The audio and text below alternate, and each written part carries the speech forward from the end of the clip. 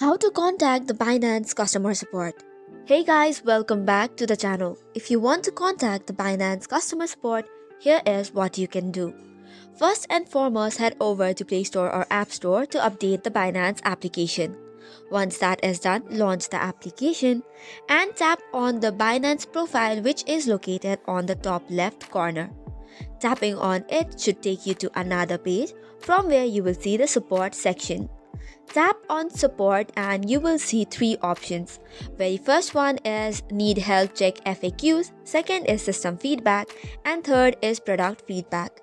Head over to the very first option and then initially you will see a variety of help articles. However, if you cannot get the help from this articles, you can proceed to contact support. You will see a get support option and this will take you to inquiry page. Initiate the chat using the message bar to type your question and choose a question from the provided list. Press enter to submit your query and wait for the agent to assist you. So that's it for today's video. For more such contents, do not forget to hit the like and subscribe button.